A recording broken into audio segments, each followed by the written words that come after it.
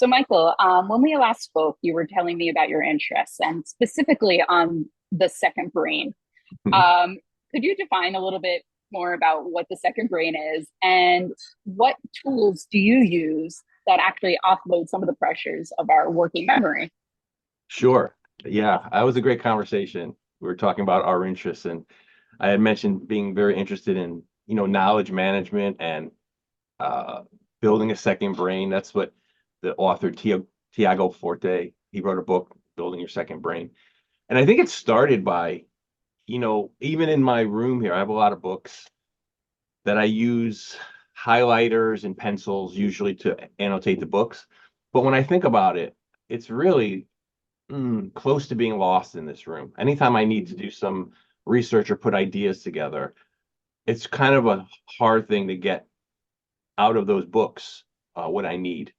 So I then got really interested in the second brain. And I also, a couple years ago, I went to see the author, Stephen Johnson. He wrote a great book, Where Ideas Come From. And he came to Columbia to talk. And he talked about this idea of people throughout history having what's called a commonplace book. And it used to be obviously in paper, but he was talking a lot about people in the 1700s and 1800s, people that were prolific. They used to have these commonplace books, and they would put all their ideas and passages and quotes. And it was different than a journal in that a journal is sort of chronological, and the commonplace book was just a place for you to have your thoughts and then look at them and put them together in different ways. And then Johnson, this was probably early 2000s, maybe mid 2008, 2009. He had said that he used Microsoft Word for a commonplace book, and it had grown to hundreds and hundreds of pages. So he had this huge Word doc where he would just put all of his ideas and things like that. And that got me thinking about it. And then I stumbled upon Tiago Forte and how to do this digitally. So the idea of a digital commonplace book, which is what Johnson has also.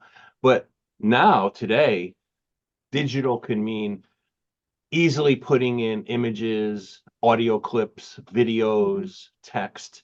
So this idea of organizing a commonplace book that I could then go to when I need to play around with ideas or add to them. And right now I'm really using Evernote and Kindle as a way to do this. But it's interesting because one really interesting thing that I got out of Forte's book was when it comes to organizing. And it really changed my thinking because I'm a sort of a digital hoarder. Like I might just bring in a lot of stuff, right?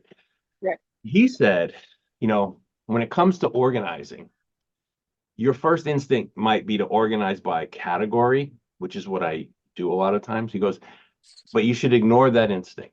And he said, your second brain should feel more like a kitchen and not a library. And it's like, okay, what does that mean? And he said, in in a kitchen, you don't organize by name or subject. You organize by like availability. You organize by process. And I've been watching The Bear too. I finally got around to watching The Bear, and it really makes sense. It's like, okay, where's the skillet? Well, the skillet is right above the flames, right? You don't put the skillet in the S section, right? In a kitchen, what's the farthest thing away? Probably the thing you use least. That's how you create an efficient kitchen. Like, what do you use all the time is like right by a chef. And he said, that's how you should organize your notes. And he has this method of organizing called para.